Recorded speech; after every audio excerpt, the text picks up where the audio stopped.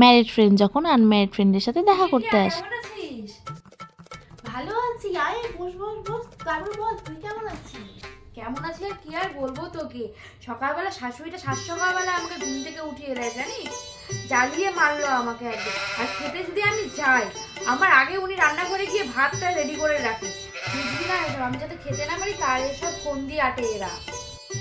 শোন, আমার একটা বুদ্ধি দে।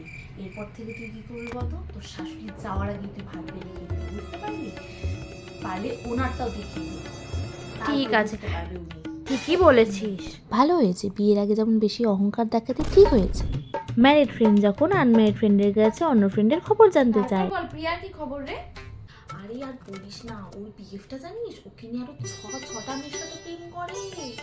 কি বলিস, আমি তো আগে দেখে বুঝে গেছি ছেলেটাকে ওরকম। তুই কি জানিস ছেলেটার ব্যাপারে? আমি সব জানি ছেলেটার ব্যাপারে। তাই নাকি? হ্যাঁ।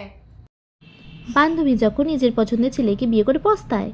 কিরে এবার বল, আকাশের সামনের সাথে কেমন? আর বলিস না, বাবা মার কথা না শুনে এখন বিয়ে করে হাড়ে হাড়ে টের পাচ্ছি আমি। কি যে আর বলি। কেন রে, কি হয়েছে?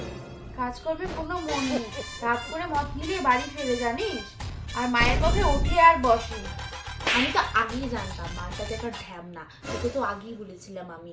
তুই তো তখন প্রেমে অন্ধ ছিলিস একেবারে। Thanks for watching our video.